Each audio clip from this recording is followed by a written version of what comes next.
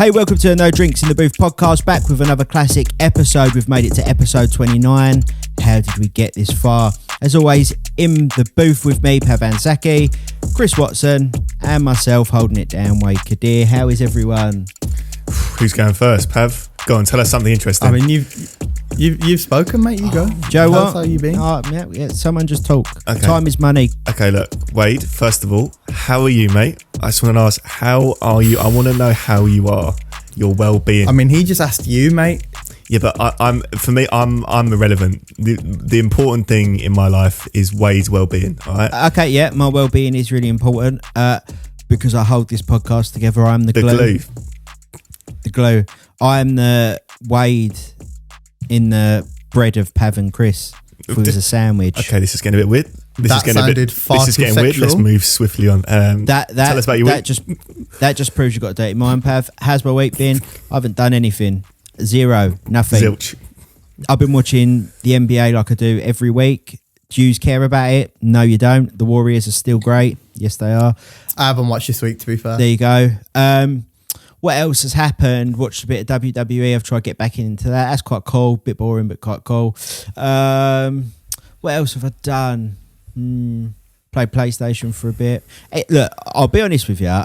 Bar the stuff I do for the podcast, this week has been dead. Oh, actually, no. I did something quite DJ-y.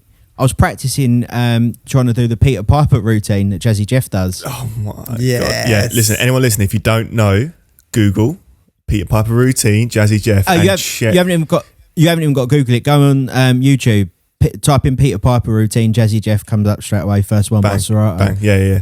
Just do that. It's like it's iconic. Yeah, it is very iconic. It really is actually iconic. Yeah, I was just messing about with the transforming scratch part of it, which is all technical for people listening that don't care. Yeah, I've spent about 2.5 hours doing that. Killed the day. It was really good though. Had a lot of fun. Jazzy Jeff is still a legend For sure. That's my week. That's really been it. Yeah. I got KFC yesterday. That's it. Madness. Ooh. Yeah, I had 2 takeaway curries over the weekend. Absolutely amazing. That's about it, really. Just producing, working as normal.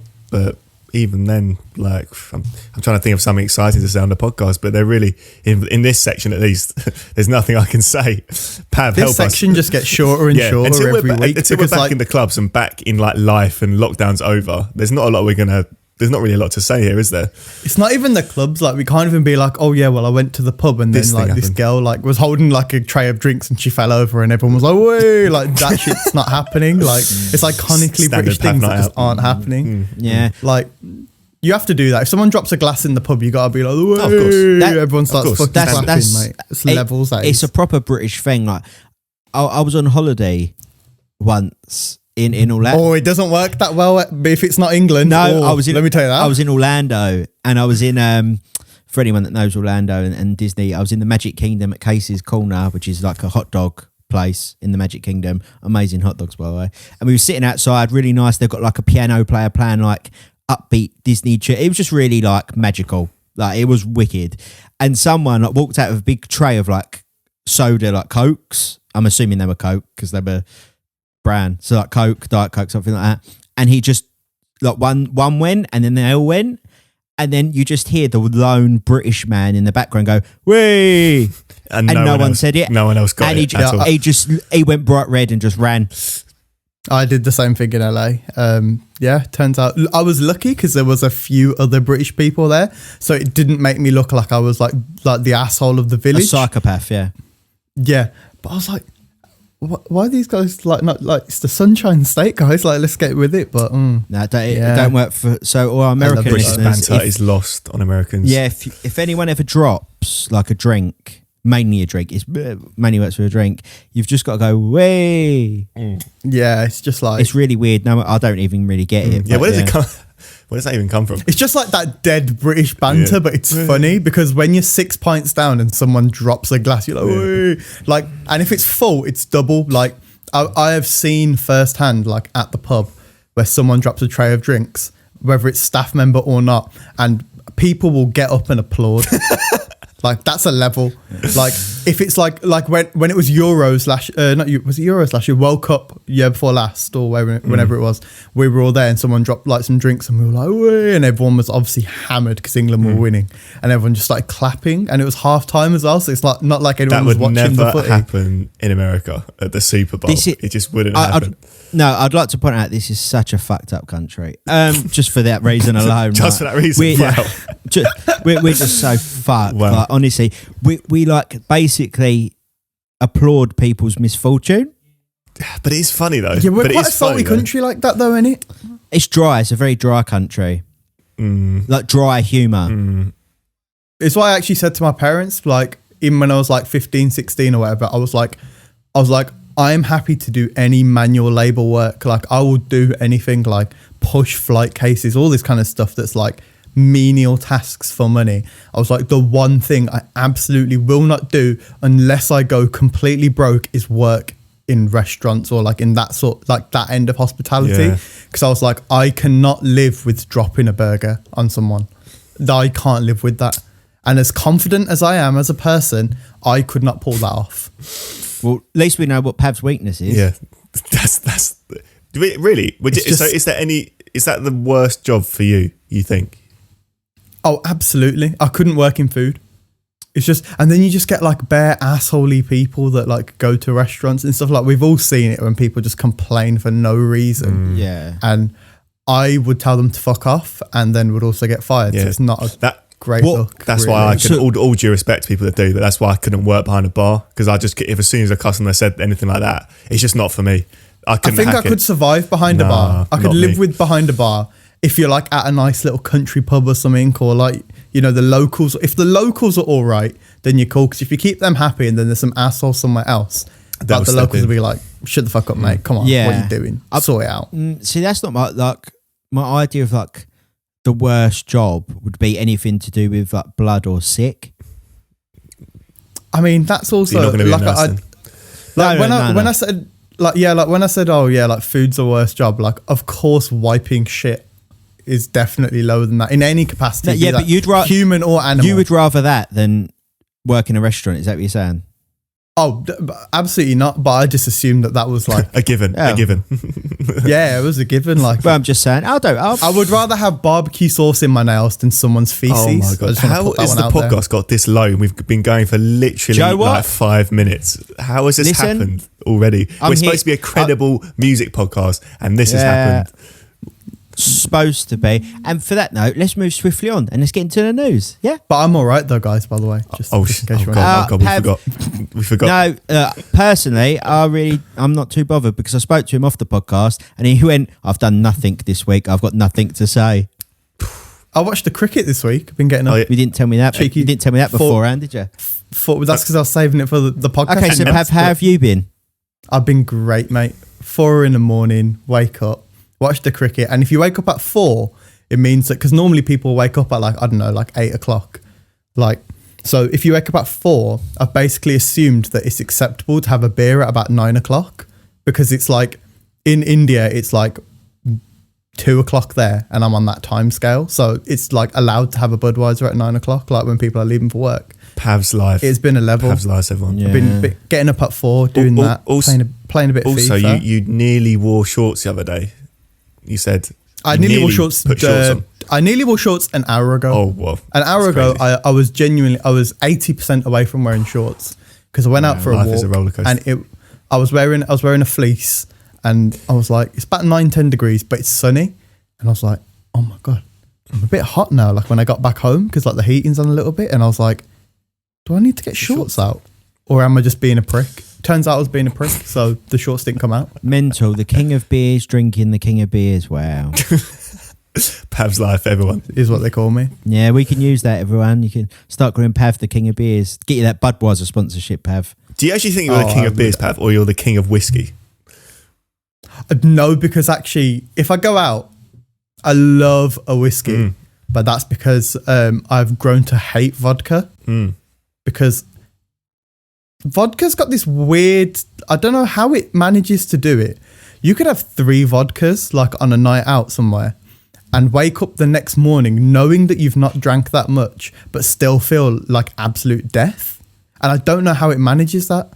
Like, I can have a few vodkas and then wake up the next day and like, you've got like the cold sweats, like the alcohol sweats. And I'm like, what the fuck's happening here? Like I only had 3, like if this was 3 whiskeys, I'd be right as rain here, but it doesn't work for me. Does this mean we're not going to see Instagram videos of you like holding up an AU vodka bottle, gold one? This is the thing. Like all my friends are like, they'll try all that kind of stuff. Like a few of them like don't really drink whiskey too much, like just like the standard stuff. And I'm like, but they're like, oh yeah, we should try this flavor's rock. And I'm like, yeah, but it's not going to be that much better or worse than the normal one. And then AU, I'm like, oh yeah, it tastes all right, but like it's not as good as a bourbon. So yeah, why would I do that? I like whiskey as well. So yeah, I can appreciate. Yeah. I can appreciate a good whiskey. Okay, let's move away from sounding like complete alcoholics. Should we do the news now that we know Pav drinks beer at 9 in the morning? For sure. Let's do it. Okay, first headline in the news this week. The UK hits its COVID vaccine target of 15 million doses given a day before it was due. So when this podcast goes out, the due date would have been yesterday, and we hit it the day before on Valentine's Day on the Sunday. 15 million people in the British population have been vaccinated. Great news. I was going to say, look, I'm quite like critical of the government, but You got to hand it to them. I think they deserve the credit. They did what they said they was going to do and delivered a day early. Smashed it. Fair one. I read some stuff about this earlier though. Here we go. During the week. No. I'm not Did you even feel like trying to be a waste man. That little bit of good news. Did you feel that? That little breeze of good news has gone now. Little bit It's of gone now. sunshine. Little bit of sunshine. Now the cloud's Like, coming over. All credit to the government. Cloud Pav. The first one is we should absolutely not use this small ounce of good news to cloud the shit show that has occurred over the last year. True. That's the first thing, because that's what will happen. No, okay. They'll say, oh yeah, but we vaccinated 15 million people. And it's like, yeah, but 100,000 people died first. Very true. That's the first one. Very true. But fair play to them. Credit where credit is due. However, there was another thing that I read, and they were saying it's all good and well having a really, really, really good vaccination program and rolling it out. But this had to work, because if this didn't work, we'd be in the mud. And I say that in the sense that we all talk about New Zealand. New Zealand is like that holy grail at the moment for like COVID neutrality. And like 4,000 people have died there, which is still a lot of people. They've gone back gone back into a lockdown, I think. Mate, so like I've been like obviously watching a lot of like Australian cricket and stuff because it comes on at nice times. And when India were in Australia in January, Queensland had 2 COVID cases and they locked down the state. Yeah. They were saying even the Indian team couldn't travel there for the last test because they were like, oh, well, you can't go from that state to that state. Like that's how quick they were out on it. Yeah. Like I listened to this Australian cricket podcast and they're like, oh yeah, we've had like 3 cases, so we're locking down. And I'm like, mate, I've probably had more than 3 cases in my house and we weren't locked down. Like it's mad. But yeah, let's see how this goes. We've done the classic British thing, which is, yeah, we fucked up, but we've shoved a shit ton of money at you guys. So we've thrown the money. The problem will get solved. A bit of good news. A bit of good news. Look, yeah, it's good news, but It's nice to be rich. Look, it's good news, but Pav is right. We should still hold them accountable for their failures, but also praise them when they have positives. I think is the way to go. Okay, let's move on. Let's talk about our favourite rapper, 6ix9ine. He got into beef with Meek Mill in a parking lot outside a club.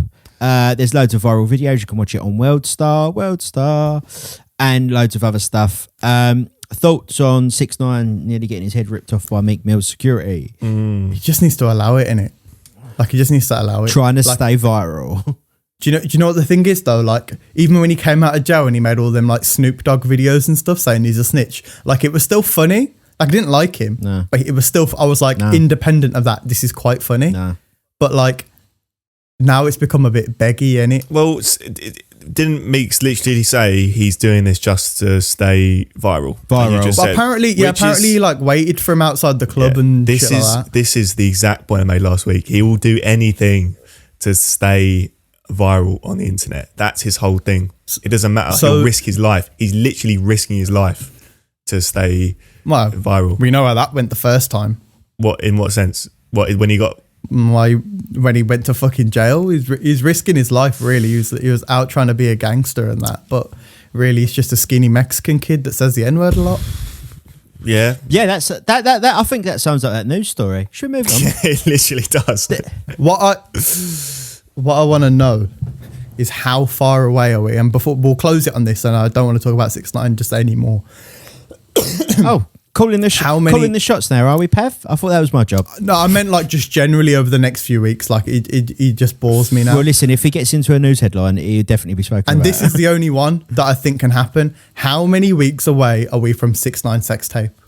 Oh, Joe, what? That's a horrible thought. I don't want to see that. That is a horrible thought to see that little rainbow man. But let's move on. The last news story this week is viral hit Friday by Rebecca Black turned 10 years old last week, right at the end of the week on Friday, which is quite apt. Anyone remember that viral sensation? She was. I think. Was she 13? 13 at the time. Oh wait, she's actually the same age as me. Shit. Mad. Oh God, what an awful life you must live. Okay. Yeah. Come on, thoughts about Rebecca Black. It just makes me feel really old. How many years ago did you say? 10 years ago it came out. Oh my word. 2011. That's like such an iconic video. That song is just iconic. I'm going to remember that song forever. I don't even know what it is. I'd like to point out there's an official remix that come out, like a 10-year anniversary remix that is out. It's not in the reviews, but I suggest people do listen to it. Oh my God. I didn't know about this. Who remixed it? No, like it's or was it just like a refresh? Like one of them like a reboot, but like she's got like people featuring on it now. Oh, crazy. I actually listened to some of her music she put out like a few years after Friday. It was actually pretty good. I'm going to be honest with you. It really was actually all right. But that song is just, yeah, that's just a legendary song. Do you know what it is? I feel like if she released that tune now, it would pop 10 times as hard. Yeah, because of TikTok and... If she was TikToking... TikTok has saved careers of many artists just randomly, like a song that we just don't listen to anymore. Like Toxic Britney Spears was slowly fading out, like just naturally because the clubs were closed. And now that's like the song again. Like it's so weird. It just resurrects careers. And especially because the clubs are closed because no one's going to play it at peak time anymore, Pav. Like you bang, 1 o'clock, bang, Toxic. Yeah, the Homerton B remix, bro. I'm out there. Straight after Madcon begging. Unknown to you. That Homerton B remix of Toxic is just amazing, to be fair. Mate, how many raves did you have to that song? Yeah, like in lockdown? Fantastic. That's just one of the best songs ever. I mean, I was there with you, but like it was just a madness of a tune. But yeah, big shouts to Rebecca Black. That's a crazy song, Friday. 10 years. Can you believe it? Time is moving so fast. Yeah. That's all the news this week. I kept it short, sweet and fairly light because I think the last few weeks it's been quite heavy. Yeah, it's been a bit deep still. Yeah, so I thought like ending on Rebecca Black's Friday, turning 10 years old is nice, fluffy. Shout out Rebecca Black and Friday. What a bang it. That was like one of the, like, I call it like the OGs of like the viral songs. Yeah. Yeah, it's one like of the original ones. Back the then, original yeah. One of the originals, yeah. Okay, should we move into the reviews this week then? Yeah. Okay, as always, you can listen to all the songs we talk about on our Spotify playlist. It's called No Drinks in the Booth. Watch the videos to them on our YouTube playlist, No Drinks in the Booth. Make sure you like, share, subscribe, all that good stuff. And as always, I find 15 of what I think are the hottest songs. I get Pav and Chris to review it and give a rating. And at the end, we do a track of the week, including myself. I get to give a track of the week. Okay, let's start off. Dua Lipa. The track is called We're Good. Chris? I love to see it when an artist is at the top of her game, like she is now. She's now, I mean, guys, would you agree? She's basically a superstar now. Like she is, if not one of the biggest pop stars in the world now. I'd like to think she was mostly the biggest breakout for 2020. Yeah. And she really is at the top of her game. And, you know, now she's in that position where there is literally no expense spared. Like the best producers, the best songwriters, the best videos, you know, and it's just, you just can't get anything other than high quality music. So this was really good. 5 out of 5 drinks. Love it. man. I thought he was going to go straight in 3 out of 5. No, I'm trying to avoid I that was nowadays. so hoping it I'm was trying a to three. avoid that nowadays. I'm trying to avoid the famous 3 out of 5. But actually, although having said that, it's coming up in a few of these reviews. So, but yeah, 5 out of 5 for We're Good, Dua Lipa. Okay. I hear everything you say, Chris. Do you agree with everything I say? I hear it. I hear it. He hears As in, it. He doesn't agree. I understand. I get why you said what Get you it. said. But I listened to it and I was like, this is a good song. This is definitely a good song. However, it feels like, you see like how Ariana Grande, like the last sort of year or so, has got this like hip hop style. And like, it's different to what she was doing before. And we were like, oh my God, it's not pop music. It's like hip hop, but it's like sort of hip hop. Like it's really cool little niche. I feel like Dua Lipa was trying to do that, but then with that like organ synth or whatever it is in there, it just kind of dumbed it down for me a little bit. I almost feel if that was something different, it would have been like most probably a high rating, but it just felt like she was trying to play it a little bit safe in my opinion, because she's like, oh well, we should do something different, and then the record label like, oh, but you can't be too different because got to get them sales. But it's still a good song. She does sound good on it. Not quite there for me. Felt a bit like COD reggae style, like it's like, oh, it's not quite right. But it's still got a 3 out of 5. Good tune. Okay, let's move on. Heady One's back, featuring Burna Boy, and the track is called Siberia. Pav, you can go first on this.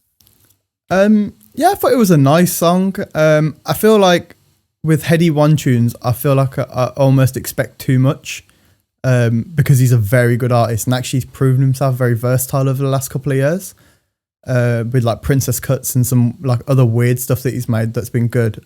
This got a 3 out of 5 for me. Feels a bit like a driving kind of song, nothing major, but it's a nice tune for him to come out with. I actually thought it was pretty good. And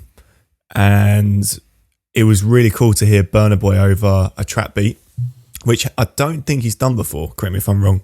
So this is kind of like something kind of new and exciting for the scene. Are you asking me a question I don't have the answer to? It's a hyper. That's exactly what he's doing. That's exactly what I'm doing. But I'm almost certain it's not. It's his first trap beat he's sort of featured on. I gave it 4 out of 5 drinks. I thought it was really cool.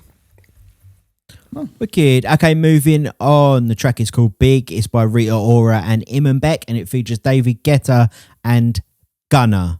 Chris, you can start with this.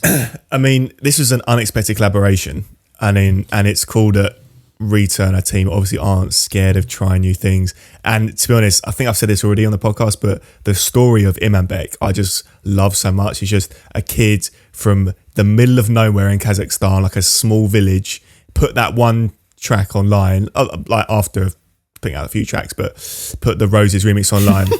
No, but like it wasn't his first track, so I had to clarify, just so everyone get their story straight. Just talk utter shit. Well, it's true. He put out a few songs, and then he put the Rose remix out, and then it went crazy, and now he's working with the biggest artists in Europe and America. It's just like, love it. Crazy story.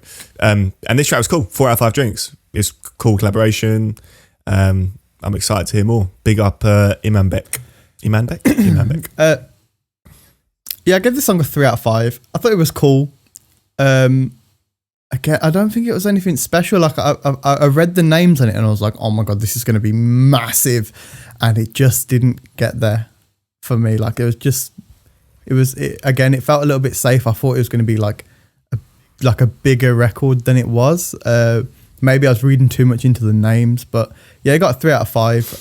And also I have a love-hate relationship with Rita Ora, because I want to love her because the music's good, but then she also did try and pay her way out of COVID life, so she can fuck herself. I was going to mention that 3 out of 5. It was her birthday party, wasn't it, where she breached the rules? Yeah, she tried to pay the guy $5,000 to be like, yeah, keep it on the hush, which is trying to be too much rich person privilege. So Rita, love your music. Your personality stinks like my arsehole. Well, the problem is, she's broke COVID restrictions 3 times now. She did it for a gig. Like she went to a gig, like somewhere. I can't remember. It was like Kosovo or something, which is where she's from. Did the gig, came back, and then everyone's like, "Oh yeah, so isolating for 2 weeks," and she's like, "Nope, just going to Harrods." Wow. Yeah, it was all a bit thing. The track Big is off a joint EP with Rita Ora and Imanbek of the same name, Big. I suggest you check out the EP because there's some really good tracks on there. Oh, but I yeah. had to select one. I could only pick one. I can't do like a Yeah. a whole EP on here. Okay, let's move on. Nipsey Hussle and Jay-Z. The track is called What It Feels Like. Chris, you can start. It's always nice to hear a bit of freshness when you hear like an old school kind of beat and a proper kind of hip hop beat for just straight barring over. It's cool. It's not something I kind of go back to every day. I gave it 3 out of 5 drinks though. It's a good track. Mad. This was straight 5. Fire. Just pure fire. Like proper hip hop beat. But it wasn't like a basic hip hop beat either. Like it wasn't just here's the drums and a bit of melody. There was like a few chops in there when I was like, where they were playing stuff on the offbeat and bringing them back and stuff like that. And I love that just because it keeps it fresh, it means you actually have to properly listen. The bars were hard.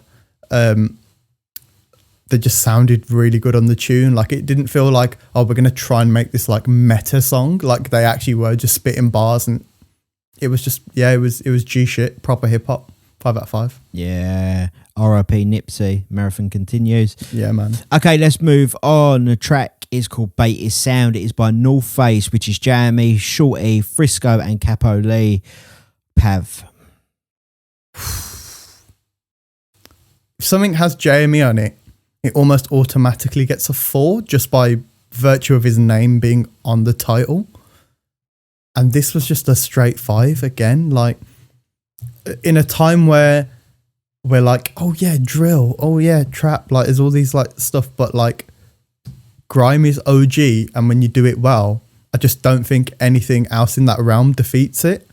And this is just like, you say those names and you're like, oh my god, this song, like the song has to be good, like, and if it's not good, it has to be really bad for it to like not even at least get a 3. It just got a straight 5, man. It was just a good tune. I've literally got in my notes here, first line, this is literally Pav in like a tune. I feel like Pav is going to love this. And Pav, I don't know if you noticed this, but it's the first Jamie music video where he actually turned the comments on. I don't know if you watched it on YouTube. I've not watched it yet. Yeah. So it's like, on his, I don't know if you, I'm sure you probably do. Yeah, he never puts his comments on. Never puts the comments on, but for this one, he's actually put the comments on, and I just love it. Like the top rated comment is, it's serious when Jamie puts the comments on. It's like thousands of likes and stuff. I just love that stuff. Yeah, I nearly spilt my coffee like listening to this tune. It was and it reminds me of like grime back in the day. Like it's just that vibe you just can't get from anywhere else, like other than these guys. I have to give it obviously the confirmed Chris Watson 3 out of 5 drinks. It was good. It was a good tune. So yeah, but hopefully some more from Jamie because he's actually like super talented. Sorry, sorry. I thought you were taking a piss then. You actually just give it a 3 after doing all that. Yeah. You've spoke that much and said that much stuff to give it a 3 out of 5. Yeah. That's a disrespect. That's 3 out of 5. 3 out of 5, definitely. Yeah, straight up disrespect. I think I pick 15 hot tracks every week. Yeah, and you just shit all over them. Hot. Okay, next track, Frenner and NSG. The track is called Guest List. Go on, Mr. 3 out of 5. You can go first. This one I would give 3 out of 5 drinks. I respect Is that because it. it's the best song you've heard I all year? respect it, but I've never heard greatness like this from the Afro swing scene. No, it's I really respect it. It's really good, but it's just not really kind of my Are you giving it a 3 out of 5? Yeah, 3 out of 5 drinks. Yeah, it's just okay, not really Pav, my go thing. on. Pav, you go. Yeah, I also gave it a 3 out of 5. Oh, cancelled. It's just fucking hell. Look at the white man trying to cancel the brown man. For God's sake. Back again. God's sake. The 1800s are back, baby. Brexit means God. Brexit. Brexit means Brexit. Yeah, you just said Brexit means Brexit. It's born in Solihull, but okay. It was just like, it was like standard NSG, and it like, you just get that feel with their tunes. Like, it's like, oh yeah, you want to make a tune with them? Yeah, this is what it sounds like. I felt like they could maybe do something different, like switch it up a bit. But it was nice. I wouldn't switch it off if it was just on. Championing that sound, NSG. Okay, moving on. Mr. Jamie Kelly Lee. The track is called Good. Pav, you go first. Yeah, really like these two artists. Like, we've spoken many praises of Mr. Jam on this channel. On this podcast. Like, he's a sick guy, and he's a good producer, etc., etc. Kelly Lee is also a G. Mm-hmm. This song got 4 out of 5. Very good tune. nice tune, nothing too untoward. They kept it simple. Vocal sounded good. Song sounded good. The pianos were nice. I liked it. 4 out of 5. Yeah, you're right. Kelly Lee is a G, and she's actually underrated, I think. I did give this one 3 out of 5 as well. Don't hate me. Okay. It's because it's a nice So tune. underrated, you gave her an average. It's a nice tune, and It's a nice tune. it's got like a bit of that old school. Well, it's kind of old school now. Stop trying to dig. Just you gave it 3 out of 5. Yeah. You got nothing else to say, have you? I have. I think it's You haven't. It's almost as good. The only reason is it's almost as good as a track that Mr. Jam put out, I think last year, called Rotate, which was like a tech house kind of inspired track, and that was a sick record. So it's difficult to follow that up. You think Rotate is better than Good? I actually would, just 'cause it's a personal favourite of mine. Rotate is really good. It's actually that one song is an actual personal favourite, yeah. Rotate is it's a good song. Yeah, you listen to it regularly. I actually do. Well, I've not listened to it in a while, but I listened to it quite a bit. It was on my top play. Would you sing the lyrics for us? It's a tech house track, so it's literally got one lyric, which is Rotate. It's got one lyric. Yeah, and you think it's better than this one? I have to say, yeah, for me, it's better than this So one. you think the follow up to Rotate failed? I don't know if there's been a release since Rotate, to be honest. Well, Look, there has, and it's on this week. Wait, you should be helping me getting signed to Mr. Jam's label. So why are you asking me to hate him? Oh, this is great. Well, I'll put it. It's on my list of 15 of the hottest tracks. So we all know how I think all these tracks are hot. Yeah, it is a hot track. It is a, Well, you're saying it's 3 out of 5. You're saying it's if bang it wasn't average. hot, I'd give it a 2. Chris's way of thinking is really weird, but fair enough. Okay, let's move on. The track is by ASAP Rocky. It's called Rich N Problems. Features off of the Judas and the Black Messiah soundtrack. Pav. Yeah, I've always never like really quite got into like ASAP Rocky's music. Like I know he's like does a lot with the UK guys like Skepta, etc., but it's never really resonated with me. But I really like this song. It was decent. It got a 4 out of 5. It felt more in the realm of the Nipsey and Jay-Z tune. It just sounded good, and I couldn't really argue with too much of the track. Good bars, good beat. Very happy. 4 out of 5. Yeah, I always go at 4 out of 5. Just straight fire from a legend like Rocky. There's literally like no one like him, I think, in the game. So 4 out of 5 drinks for this one. Okay, let's move on then. The next track's called Enough. It's by Little Mosey. Chris? I don't know. I hope Chris is what I was going to say. I don't. There's not a lot to say about this record. It's a nice tune, and I think the video is going to like resonate with a lot of like the TikTok generation. It's a nice tune. I'll give it 3 out of 5 drinks. It's a 3 out of 5. It is a good tune. However, I'm almost certain that they've basically just heard Rockstar and they were like, yeah, we can make that different but the same. What, their baby Rockstar? Yeah, the chords are very similar. Oh, okay. Really, I didn't clock that. Like it's very, very similar. Like listen to it again now that you've heard that. It's the first thing that I noticed. Like I think I listened to like some random acoustic version or something of the Baby Rockstar and I was like, oh my God, I was like, this sounds like identical. It's a nice tune. Nothing special about it. It's 3 out of 5. It was good. Okay, let's keep going then. The track is by Jack James. It's called No Drama. Chris? Really good, tight production. It's got that 90s R&B flavour, which for me is always like really nice to hear. And yeah, the guy's got some fire, almost like Chris Brown-esque moves in the video, which is cool. So 4 out of 5 drinks. Big shouts to this track. Really nice track. Yeah, this one got a 3 out of 5 for me. It was cool. I thought you'd love this track. It's got that 90s R&B thing going on. No, it didn't hit with me, you know. I felt like I was trying to like it too much. And then I like just re-listened to it and I was like, actually, I just don't rate it. Like it doesn't give me any type of feeling. But it's not a shit song. Like it's not like it's out of tune or out of beat or anything. So it got 3. Fair enough. Oh, God, I can't win this week, can I? Okay, let's keep going then. The track's called Make Amends. It's by Kirby and Charmy. It features Kai and Palmer. Pav? Yeah, I really like this tune. This song got 4 out of 5. Again, just made me feel good. And like with a lot of stuff, you just can't really argue too much with that. 4 out of 5. I mean, I'm obviously a big fan of Charmy. I remember taking the train into London at like 16, fake ID into a club just to see him on like one of his first UK gigs. Like DJ Snake was there. It was literally just insane. And so I've been listening to this song like since it came out. And also big shouts to Kirby. He's only up the road from me. So it's wicked collaboration. 5 out of 5 drinks. Love it. Big fan. You legitimately are actually a big fan. I legitimately am a big fan. I literally went when I was a kid. Because Chris, we've realised that Chris throws around I'm a big fan a lot. No, but I actually am this time. No, like legit. Like, yeah, he's not lying. He's lied in the past, but not on this one. Okay. You agreeing you did lie?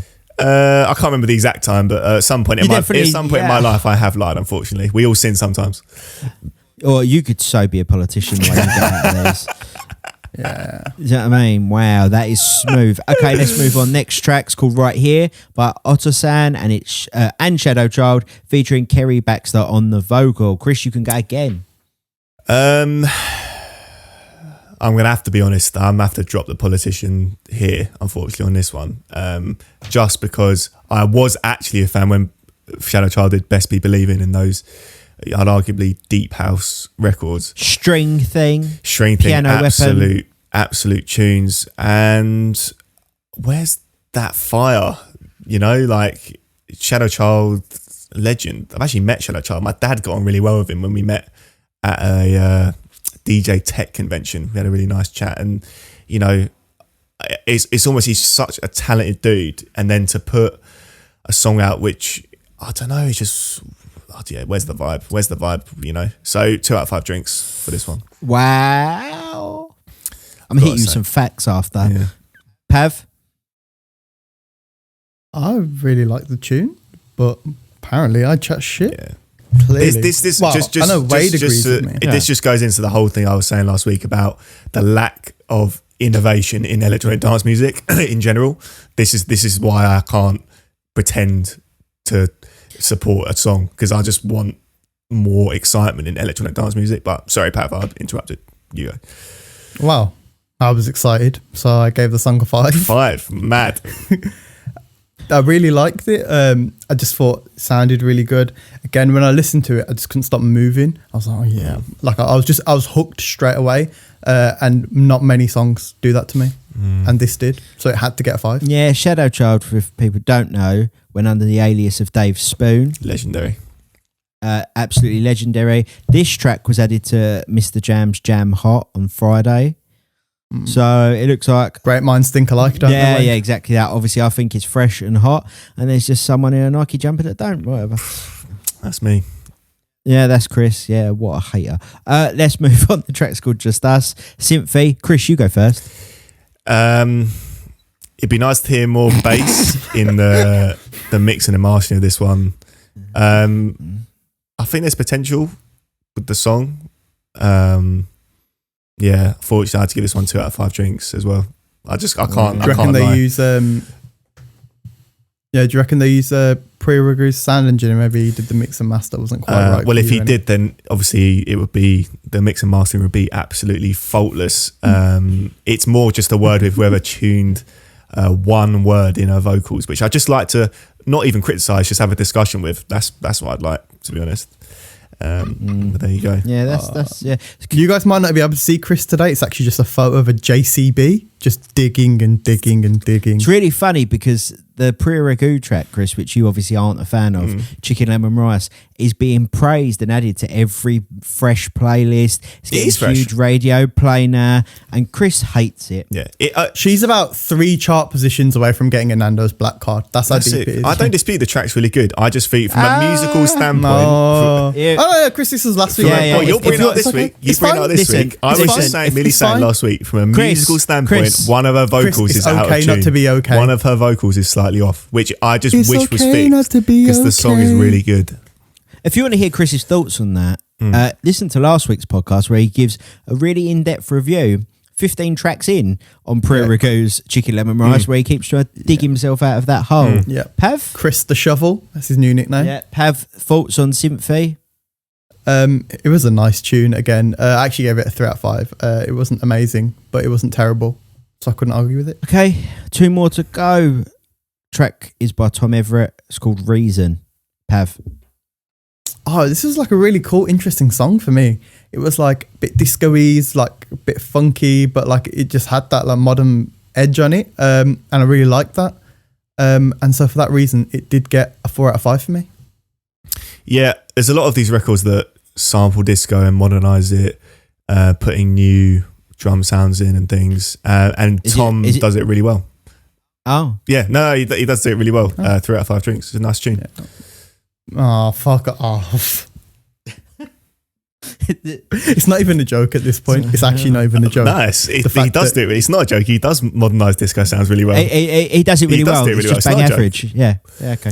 Chris could be like, oh, well, he fixed the COVID-19 pandemic and, got me with my missus, but he's just a 3 out of 5 person. Listen, where's my t-shirt with 3 out of 5 on it? Where's our merch? Let's get it happening. Why? Hang on, you're part of this. Why are you asking us? You know what I mean? Yeah. Oh, okay. Well, we need to discuss this then, don't we? Merch. Well, yeah. Let's do it. We've said about merch before, and you went, yeah, we'll do that. Yeah. Well, when merch does happen, let's do it. When it does happen, Chris's will definitely be not the best seller. No. Because it'll be bang average. No, it'll be the best seller. That 3 out of 5. It's the catchphrase. Other than, it's a classic. Back with another classic episode. You don't even know the fucking catchphrases. Back with another classic episode. That will be the number 1 seller. And then also, and then it will something be like, the back will say, I rate my life 3 out of 5 on the back in like some cool writing or something. That'll be the second. That'll be like the Chris, second one. Stop. Allow it. Yeah, allow it, bro. We will have merch, but it'd be much better than what Chris said. Okay, last track in the reviews. It's called Hold On. It's by Subsonic and Ruth Royale. Oh, I don't care who goes on this one. Just fight. Okay. I'll go. Yeah, Chris, you're going to vex me too much. I'll do some talking now. Go. This was a really cool tune.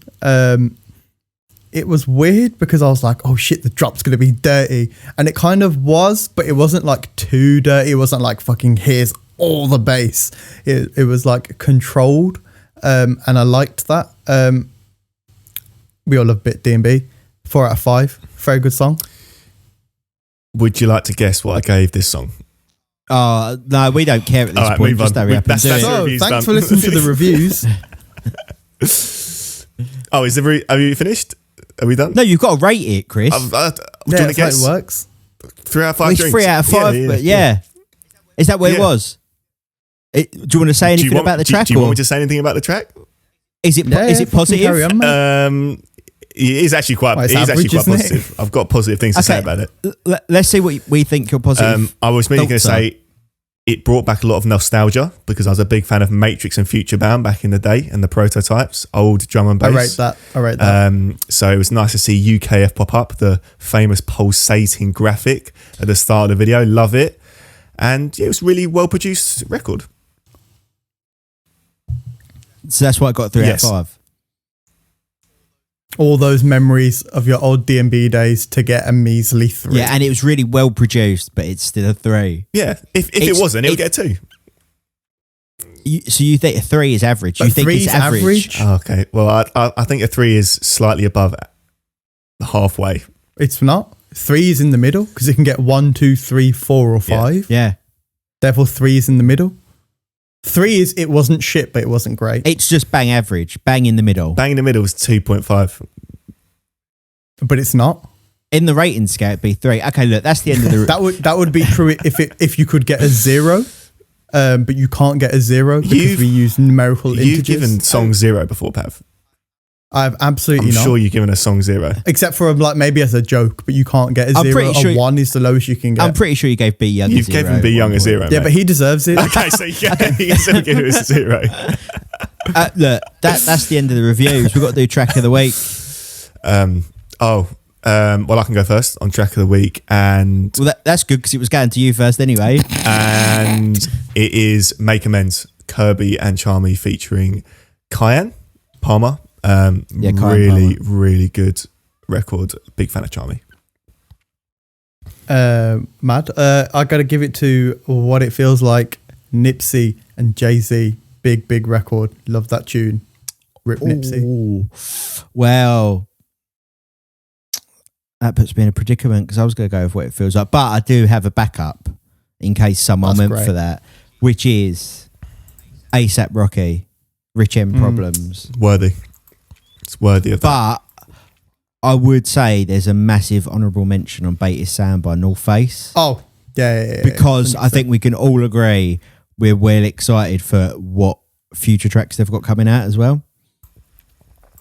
It's basically BBK without Skepta and Wiley. So Pretty much. like it's levels. Yeah. As always, you can listen to all the tracks we spoke about today on the No Drinks in the Booth playlist. You can also watch the videos to them on the No Drinks in the Booth YouTube playlist. I suggest you do both. But if you want to do one or the other, we understand. It's fine. That's the news. That's the reviews this week. Let's get into it, which is top 3 David Guetta tracks. With 2 honourable mentions, are we doing as well? I think two honourable mentions. It will be at least 2 because we'll be like, oh yeah, I forgot about that tune. Yeah, that goes in my honourable mention. Yeah, that's what's gonna happen. Yeah. So let's do we do an honourable mention each once and then twice, and then we get into the top 3. Fair? Yeah, let's go with that. That works. Okay, my first honourable mention would be David Guetta and Kid Cudi, Memories. Took mine. Yeah. Because Absolutely. I'm a huge Cudi fan. I thought it was like a time when David Guetta was producing really good pop dance records, and this one was cool enough to play in the clubs and it would go off, but also cool enough that it wasn't cheesy. Because some David Guetta records can be a little bit on the cheesier side. So I'll go with Kid Cudi and David Guetta with Memories. I'll just jump in just because you've already said my first honourable mention was going to be Memories, Kid Cudi, amazing record. But also second one, which you probably haven't heard, but it's one I just want to throw out there because I used to listen to it a lot when I was younger, which is actually one of his older albums, and it was a track called Sunshine, and it was with Avicii, and it was basically why I liked it is because it sounded like a lot of Avicii's tracks, like Silhouette, and there was and obviously Levels as well. It kind of took elements from those with a bit of Guetta thrown into the mix as well. So if you haven't heard it, it's not actually very well known at all, but Sunshine with Avicii, type that in and have a listen. It's a really good record. Oh, mad. Pav? Well, mine are a lot poppier than your lots. My first honourable mention is just by virtue of it couldn't get into the top 3. David Guetta and Rihanna, Who's That Chick? What a tune. That's a bit of a classic. What a tune. Straight tune. I actually played it. I actually played it. I was going to say recently, not recently, but like in my last 10 gigs, I have played it at least twice. When were them Because them it just gigs were back bangs. in 2020, weren't they? Well, it actually was, yeah. But it's like one of those tunes that has come back around, I think, along with a lot of Guetta tunes, because everyone who's at uni and stuff is that age where like they were like 10 when those songs came out. So it's like the music has done a full like 360 now, and we can play good songs like this. Fair enough. Okay. My next honourable mention, I can't remember the name of the song. I don't know if I want to do it in an honourable mention, but I'll talk about it That's briefly. helpful. No, it's the one he had with Chris Brown and Lil Wayne. Oh, yeah. And for anyone wondering why I don't just check, it's because my phone is recording this. Hello. So I can't actually look. And I think it used the bass line from Nicky Romero, Toulouse. Yeah, I think it did use the bass. And the video is wicked as well. The video is nuts. I think Pav's checking, which is really helpful. Yeah, Pav. I'm a Fact Finder Pav. Fact Finder Pav. What was that track called? I can It's literally really annoying hear to- it in my head right now. I can hear it. I can only That's imagine. it. I can only imagine. Record. That is my second honourable mention. I can only imagine, it was David Guetta, Chris Brown and Lil Wayne, yeah? That is correct. Yeah, I knew it. That is my next honourable mention. 1, we've just said it's absolutely banging track. 2, the video is amazing. And 3, I used to smash the shit out of it. Chris? Oh. Well, that's it. You did it, yeah, sorry, because we both had the same. Yeah. Pav, do you have a second honourable mention? My second honourable mention, again, is a tune that I really like, but just couldn't make it into the top 3. And that is David Guetta, Showtek, Sonny Wilson, and Magic, Sun Goes Down. Mad. I don't know if you've ever Mad. heard that record. Well, I did not. Wow. That Wait, song I was- did not expect Pav to come out with that. Same. Those words that come out of Pav's mouth. I did not expect that at all. He just went- So my when that God. song came out was like when I was first getting into like more like EDM, like not Swedish House Mafia EDM, like dirty EDM. And I heard this song on like a Now CD and I was like, oh my God, my mind is fucking blown. can't believe you said like, that. and then I like found like a couple of remixes to it, and it just became like one of those songs where it's like it's a niche tune because it really just wasn't that big. It was like just an alright tune, especially for Guetta's levels. But that horn sound on the drop is just disgusting. And then there's like the little drum and bassy bit, and it's just a bit of a madness. Wow, weren't expecting that. Okay, should we get into the top three? Because I think this is going to be interesting. Yeah, for sure. Okay, Yeah, let's go. I will start my third in the top three. David Guetta top three is David Guetta and Kelly Rowland, When Love Takes Over. For God's sake. Oh, I've got a feeling that And I'm going to... this three is going to be very similar. I'm going to tell you why I chose that as my number three. That was his first big break into the mainstream commercial thing. It was a huge track, went massive in the clubs, reintroduced Kelly Rowland to a lot of people who obviously knew her from Destiny's Child fame. And it was just out the blue. David Guetta was obviously working hard when it comes to producing music and smashing out the Fuck Me I'm Famous night in Ibiza. And this was quite a breakaway from what he was doing previous to that, which was disco and then electro. This was sort of this was commercial. This kicked off the commercial dance scene in the UK. So my number three is David Guetta featuring Kelly Rowland, When Love Takes Over. Yeah. Chris? My number three is also When Love Takes Over with Kelly Rowland. Just great time for music. Just uplifting tunes. Pav? Well, it's nice to have one that's different. My one's a bit bait. My number three, only because I couldn't give it number one, because it just is two songs that are better, like inherently, and also in my personal feeling.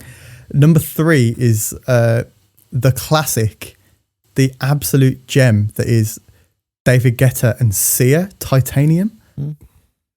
Because it's just a big record. Like, he basically saved Sia's career, essentially. Like, I was watching this documentary, I can't remember what, it was on DJ Mag, actually, which you should check out, with David Guetta. He's talking about how he made this song. And he's making this song with Afrojack when he was like, Afrojack was young, and he was like, Afrojack was meant to like do half the tune, and then decided to go on a 3-day bender. So I ended up making the song on Fruity Loops. And he's like, I learned Fruity Loops in a day and a half to finish this song, like to give it to the label. And he was like, Sia didn't want to like do the vocal. She's trying to let someone else do it and didn't want to be in the video. He had to make a deal with her, like to be like, oh, like she was like, I'll do the song, but like you can't use me in any press. And because she had like her problems with like alcohol and stuff. But like all the songs that she's made since then are because Guetta saved her career. So like it's a bit of a sentimental one, but it is also just a massive record. Huge record. Worldwide. Huge record. Yeah.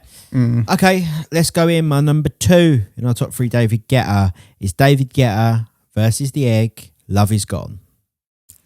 Mad. Didn't expect that. Old school Guetta. Man, I forgot about those records. He really does go back, doesn't he? That's crazy. When Guetta wasn't the pop dance king it's house. he'd become, it's when he made house and electro and was playing underground clubs and venues that we now associate with people like Jamie Jones and, you know, stuff like that. Really cool, credible artist. It was when David Guetta was cool and credible. Super cool. Not commercially cool, super cool. Love Is Gone, David Guetta versus The Egg. Yeah, for sure. So my number two is I Got a Feeling, Black Eyed Peas, produced by David Guetta, because that is just Is that allowed? undisputed, just an amazing record. We're just fucking let it go. Yeah. Because I've argued with you enough today, Chris, you guys can't about take the 3 out of 5s to be like, just fucking have it. Like, let's get this over and done with, innit? but yeah, I mean, you know, even to this day, like any kind of commercial kind of clubs in the world.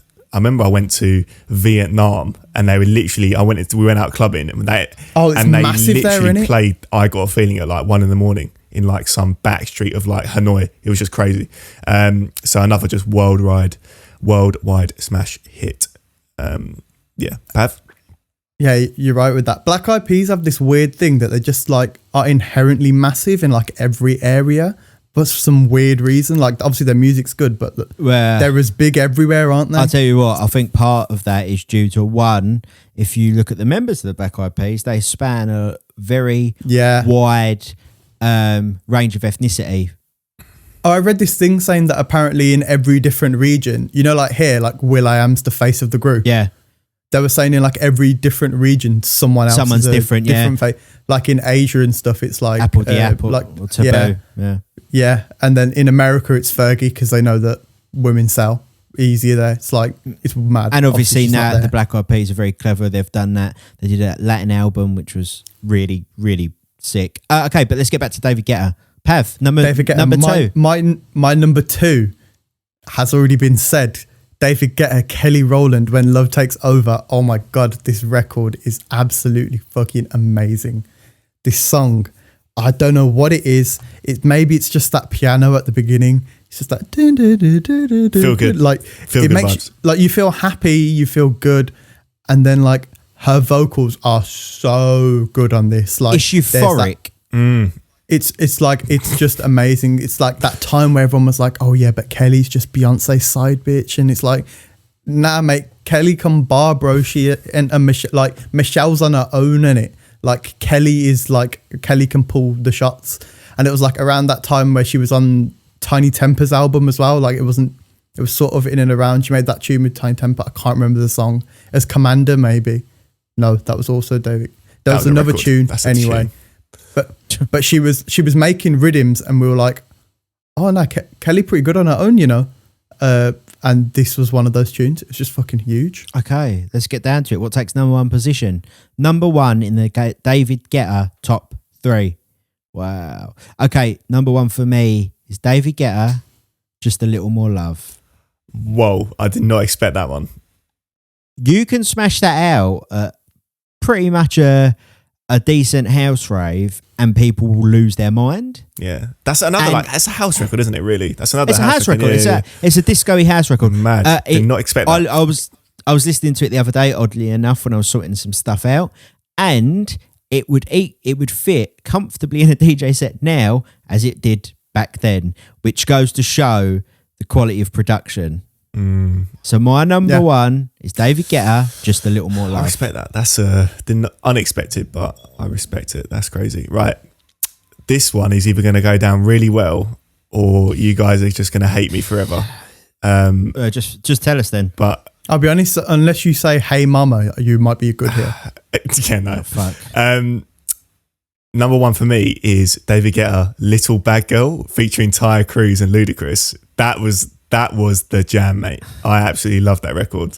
It was just a rip-off of Swedish House Mafia 1. No. It was just good. It was just good. And I thought, obviously, we've had the downvote from Way, but I feel like, Pav, you might have put this in your top three because this tune is like, I thought would be a bit of you.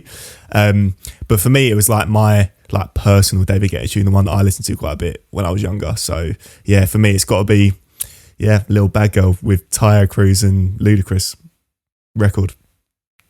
Pav? You know, sometimes like being different is good. Sometimes it's not.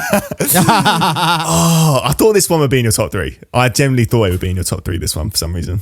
It's like your kind of tune. Well, I want to know, Pav, what's your number one David Guetta track at the top three? So I'll be honest, I'm trying to get my head around. You must like that tune Chris, a little bit. Just Chris. It's all right. My number one has also already been said. It's David Guetta, Love Is Gone. What an absolute massive record. Like that again, that record's done a 360 for me because it went out and it came back in. I can play it again. Like when the club's open, it's playable tune, such a good tune. I really like the video. The video's just cool. Like they're in the restaurant and it's all fucking dicking about. Like it set a scene that I didn't know I needed to like love and respect the song even more. And it just did. And like, that's like perfect artistry for me. The vocals are amazing. And I just like, there's nothing I don't like about the song. Not many songs I can say that about. Enough. But sorry, in the video for Little Bad Girl, you know the bit at the end where he like oh my god, he's coming back. They turn the world like spins back round to like the party like and the sun comes back round. It does that in Bonkers, Dizzy Rascal as well. I mean, this is my favourite song. And then like they can continue the party on the beach in like wherever it is. It's just amazing. You're really trying to make a case for it, and look, we've got no problem that it's your number one. Yeah. Do we respect it? Maybe not, but we've got no problem that it's your number one. Look, we've all got fairly different but similar David Guetta favourites. I would say that the joint number one surely has to be When Love Takes Over, because we all said that. I think you should stop trying to dig yourself out of a hole because you realised you picked a shit song. Little Bad Girl is an amazing song. I cannot wait. Try and dig myself out of that one. I highly suggest people on YouTube watching this. Hi YouTube. Please leave us comments if you agree or disagree with all of our top threes and honourable mentions, especially and Chris's. What we really mean is, if you think Chris is chatting shit, let us know in the comments. We already know, but it's just so Chris can like it's the first stage and he's in denial. The people know what's up. People will revisit Little Bad Girl. You said that like you were gonna do something, like it was a bit gangstery, but they know what's up. They know what's going on. Like you were Suge Knight. They know what's going on. Are you sending me and Pav a threat? Is that what you're doing? I don't know. Listen, after listening to David Guetta, I'm all about the love. Like, I don't send threats. I just send love through this form of David Guetta music. It's just amazing. I just want to say though, my favorite David Guetta moment of the last year or so is he did that live stream and it was at a very, very awkward political time in Miami. Sad time. What? There was that very, very sad time. Not going to take the piss out of this specifically. It was when that incident in America happened. We all know what it's about. Don't want to talk about that. Very sad moment. I was there at the marches, boys. Believe in that. But there's that bit in the video where David Guetta's like going to play one more song and he's like doing this speech and we're like, oh my God, David Guetta's doing a Black Lives Matter speech, like fair play. And then he like does it all. And then he like, when it goes to play the record and he's like, this song is to George Floyd and his family, so shout out to him out there. And it's like, what the fuck has he just said? That was like tragic. It was like he made it great, and I was like, okay, fair play. He's acknowledged it, so people are like, oh, maybe we should look at it, or raising awareness. And he was like, shout out to him and his family. I'm like, yeah, because they're like, oh yeah, by the way, we've just been like victims of police brutality, but what we're gonna do is rave to GUETTA in Ibiza. I can see what he was trying to do. It was poorly chosen words. I can see what he was trying to do, and it was like if he had played Black Eyed Peas, Where Is the Love, I would have backed it. I would have backed him fully, but he didn't. He just played a rave tune. I think the easiest way to sum it up was he had the right intentions, but did the wrong thing. Yeah, he had the right thing, but it just was not maybe the wrong choice of words. And I was sharing it over every single WhatsApp group because I was like, this is so bad, it's funny, in the worst possible way. Like I was like, how has he said that? Right, coming back round to all that, David Guetta recently did a live stream from Dubai. Yeah, I watched it. It was really good. Who hasn't, mate? Yeah, anyone see it? I didn't because, I'm not an influencer. But no, it was really good. Yeah, it did look good. The production level, I think, was most probably top notch because it's David Guetta. Yeah. And that rounds out our David Guetta top three. Big shouts to David. Love it. Yeah, I think we can safely say majority of his productions are, I'd say, timeless. Some sound dated, which a lot of music does. Some are when timeless. You release that much music, it's going to happen. Isn't it? And I think we had good top threes each. So let's move on from that. Pav? Let's go. Are we going straight into shit I hate? Not unless you want to talk shit about something else. Oh, no. I can go for days, you know that. We know that. Let's get into shit I hate because we don't want this to be a 4-hour podcast. Let's talk about shit I hate this week. Oh my God. So you guys know we record this on a Monday. It goes out on a Tuesday. However, Sunday was a big day this week. Sunday was Valentine's Day. I am single. I live alone. Like, I'm not that guy. It's fine. Wade, you have a lovely girlfriend. Sure, you guys had a great time. Chris, don't know what you do, mate. No one does. No one does. You do your thing, bro. I'm with you. I saw some shit on Instagram this week and I was like, what the fuck is this shit? Like, why? Why have we done this? I was like, I get this Valentine's Day. 1 second. To clarify, these are Pav's views and not the shared views of the No Drinks in the Booth podcast. Yes, and anyone should have any problems with the upcoming views, then please email us at nodrinksinthebooth@gmail.com and our lawyer will be in touch. Thank you. Pav, you can continue. Which is also me, so you're fucked. But unfortunately, yeah. Let's talk about this Valentine's Day. I get it. Lockdown. It's not the same. Like, people are alone. Like, even before, I know Bear Man will go out to meet a ting like 2 weeks before so you can go out on Valentine's Day. And it's not a Valentine's Day date. You just happen to be going out on Valentine's Day. Validate yourselves, guys. That's fine. But I saw this year, people's parents buying them Valentine's Day cards. Wrong. Don't do that. What are you doing that for? Like, how fucking lonely are you? Like, if one or two men are doing it, it's fine. I saw a good 15, 20, and I'm like, you guys, like, I thought I was lonely. You guys are fucking lonely. That was bad. I saw them and just Akon was playing in my head. So woke up in the middle of the night. But the biggest problem, the biggest problem, that's okay to an extent. I understand why people have done that. Let's talk about Galentine's Day. What the fuck is that? Why? Like, we had a good thing going. We had Valentine's Day. We know why it's named. St. Valentine. Bit of love. I'm all about that. This is a time of life that we need some love. Galentine's Day just screamed fucking dog shit to me. It was like, yeah, you know what? This is another avenue. Clintons are going to make some more cards. Like, they're going to make some dough out of that. Like, what's the need?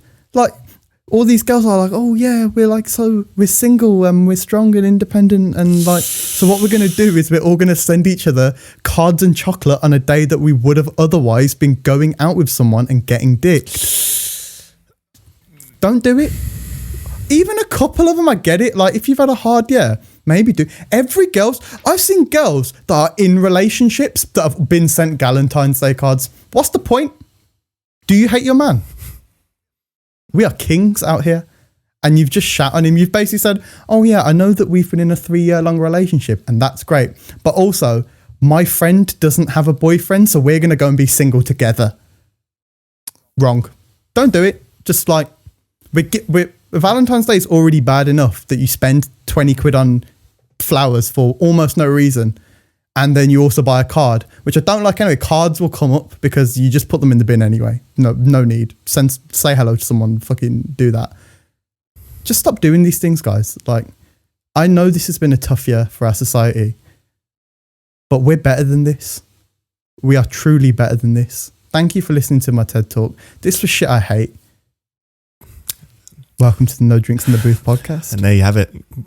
Wow. Well, look, the one thing I mostly do agree is that it's a very commercialised thing, Valentine's, Galentine's, Malentines.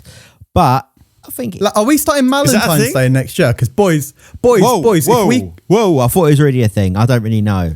No. It's a girls' thing only, apparently. I've not seen any guys. Well... I've not seen it. I'm just saying... Well, stop. Can we copyright it? Because... Yeah, done. Because I'm more than happy to be sitting in a pub 6 pints down with the lads, having a bit of curry. The only thing I'd say is, so there's Valentine's, Galentine's, and now Malentines, thanks to me, most probably.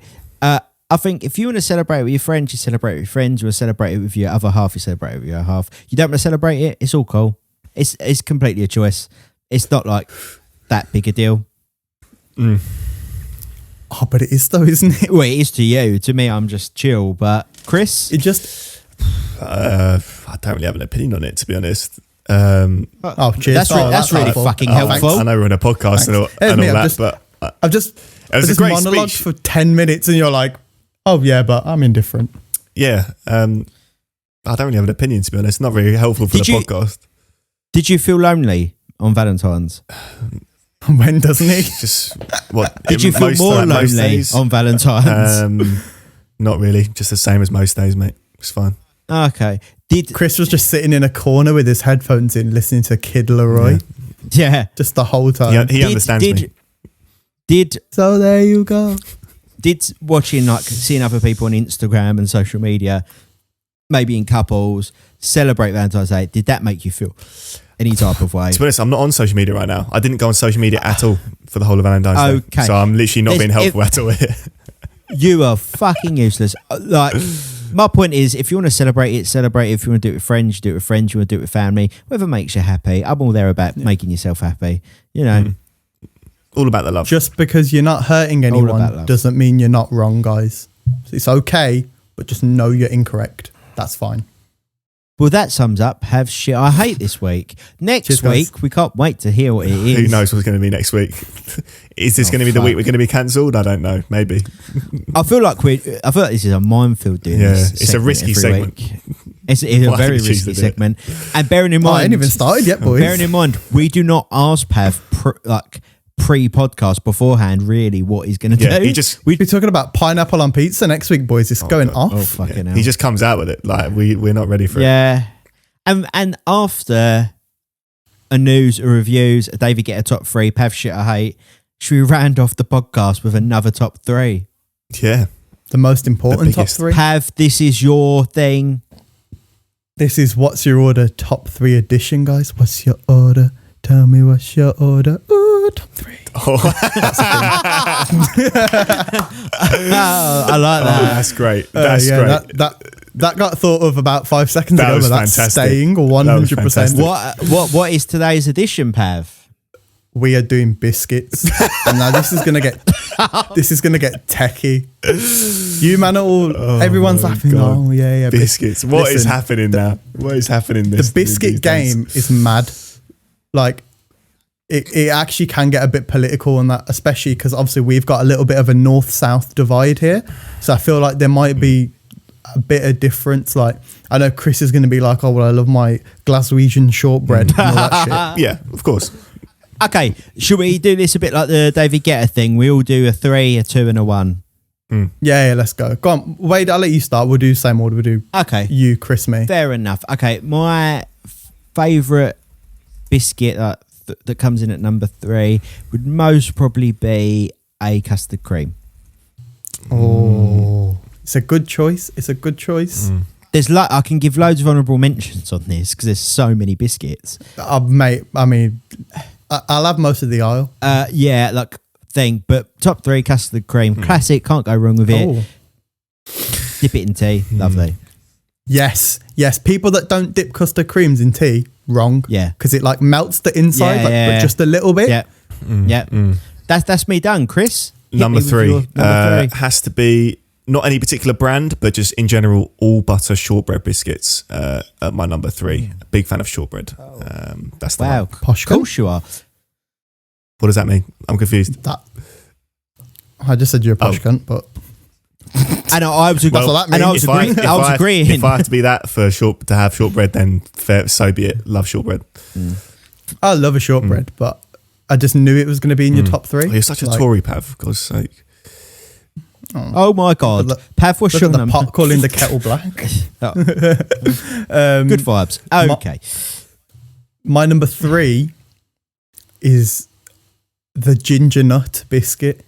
The ginger nut is an actual underrated Like that, biscuit yeah, fair. because it actually does bang, but it's got to be a Fox's. It's got to be a Fox's branded biscuit because they're on just, I don't know what they put in them, probably a lot more cholesterol, but they just taste better. Number 3, nice and simple, lads. Nice. Okay. I can appreciate that. I like ginger nuts. I like ginger nuts. Okay. My number 2 biscuit. Some people really hate them, but I quite enjoy them. Bourbon.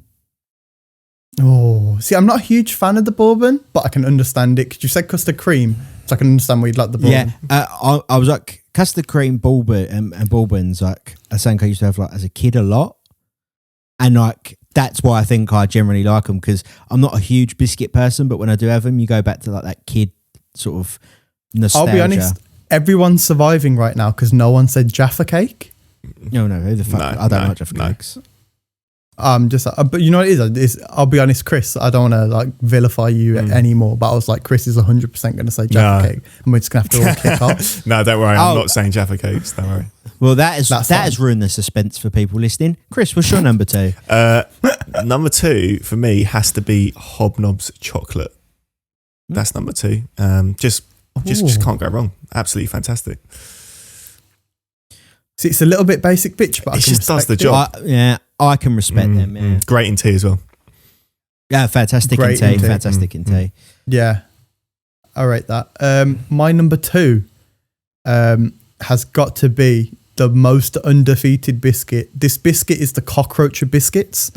And I Wow. say that because Sorry, did you just catch that? it doesn't so matter. it's number 2. It's the undefeated biscuit, but also the cockroach. Of biscuits. Whoa, yeah, what no, does you that finished? even mean? Cockroaches are known for being able to survive. Oh, I any see. climate. Sorry, I've not heard They're that. the only animal on the planet that can survive nuclear Yes. war. Yet you can buy a spray that kills them. Wow. That's true, but you can't bomb the shit out of them. True. Okay. But what I mean is they'll last the ages. They're like the oldest thing on our planet. Talk to me. What pretty is much. it? Number 2. And it will never die. The malted milk Oh, great. will choice. never die as a Great biscuit. choice. It's just too good. Like in 20 years time, 50 years, 100 years, the malted milk will still be a staple of tea drinking experience. It's just so good. I've never had a malted milk. Of course you haven't. Oh my I've not had a God. malted milk ever. I'm not sure what they taste like. Honestly, buy malted milks and They're amazing. you won't eat anything else. And also special honourable mention to a chocolate malted milk. Don't know if you guys have had any of them. Yeah. Chocolate malted milk also should be shit, but it's really good. Okay, now we've got to do the number 1s. Wow. This is big. I have to go first.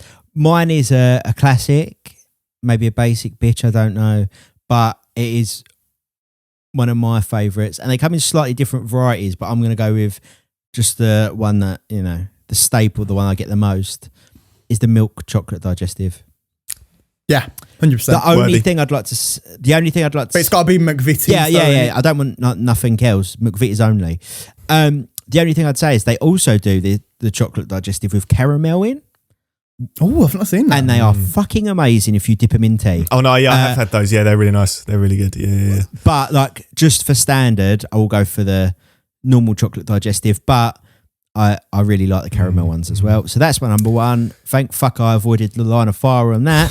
Chris, what's yours? Unfortunately, Yeah, you did good there. my number 1's already been said, which are custard creams, because they're just my undisputed favourite. So I wish I could be more exciting, but custard creams get my number 1 spot. Amazing biscuit. At least it weren't a Jaffa cake. No, definitely not a Jaffa cake. Pav, bring it Chris, home. every so often you say shit and I'm like, fuck's sake, Chris I is think that's talking most again. times, really. You have absolutely smashed it out of the park there, mate. The custard cream is the undefeated number 1 biscuit, and that's just a fact. It's just straight Is fact. that your number 1 as well? Yeah, the custard Facts. cream, mate. Oh, wow. Oh my God. I can't The best biscuit. I can't believe the chocolate digestive didn't feature on any of yours. The chocolate digestive just feels a little bit basic bitch for me. Fair enough. Like, I feel bad buying it. But you respect it's just it. standard. It's like basic. But I it's respect not- it because it is a good biscuit. But not for the top 3. I'm going custard cream. I don't know what it is about the custard cream. The custard cream, like, it literally just has so many layers to it, like, because it's got the bit in the middle. Literally. And it's like, it is literally mad. One thing I would say about custard it's creams, even if you buy, in my experience, like a 50p pack from like a shop, they're still bang. good. It's the only biscuit you can buy Yeah. like basic, and they're still nice. yeah. Yeah, and they still bang. Yeah, Unbelievable. the custard cream's just so good. The custard cream walked so that the Oreo could fly. That's beautiful. Oreos That's are poetic. amazing. Oreos are Thank you. amazing. Jammy Dodgers are amazing. But I have to give my one honourable mention because will surprise you guys to know I've done top 3 biscuits with people before. I'm not and I I'm not surprised. surprised. That's all. and I can't put this one in. What was that on? What was that on a cricket podcast? There's fucking on everything, mate. Honestly, you just At go the to pub, pub and be yeah, like, at the pub. well, your top 3 biscuits now, and I'll buy you a pint. This biscuit can't go in the list because, in my opinion, it's a hybrid biscuit, and so therefore can't be allowed. It's like a separate realm, and that is the Fox's Golden Crunch, which is ginger nut either side, but with custard cream in the Yeah, middle. they're banging. Yeah. And when they go on offer, oh my God, I swear to God, I'm going to just finish them. Like, literally, I've sat there and murked packs It's the for fact. days. Sorry, it's the fact it can't go in the top 3 because it's a hybrid biscuit. It's just not Yeah, allowed. it It's just Pav is so in depth. It's unreal. I love it. I've had many an argument with people about biscuits, mate. Let me tell you that. That would sum up what's your top 3 this week, biscuit edition. Pav, do you know what next week's edition is? Oh, what haven't we done? Pav's going to figure that out off the podcast, but don't worry, it will Yeah. be back. Hopefully, fingers crossed. Yeah, it'll be back. We'll find something. We can hope. We can pray. Who knows? Who knows? Yeah, pretty much. That would sum up this week's podcast, I think. Unless there's anything you want to quickly talk about. I think that's it. I think we did a lot of talking today. Yeah, we went through a lot. This is probably the most sections we've had in the podcast, I think, to date. This would be the most content. Yeah, it's gone in depth. We had news, we had reviews, we had a David get a top 3, we had Pav's shit I hate, and then we had Wash Your Order top 3 biscuit edition. That is a lot to get through. Okay, if that's it, I will wrap this up. For sure. Yeah, let's go. As always, you can find us on Spotify, Apple Podcast, and Google for all your podcasting needs. You can stream it. You can watch us on YouTube. Hi, YouTube, on the No Drinks in the Booth channel. I suggest you do. Why not? Comment, like, subscribe, all the good stuff. You can listen to our playlist on Spotify, No Drinks in the Booth. Features all the songs we reviewed today. And you can watch the videos to them on our YouTube playlist. From me, Pav, and Chris, peace.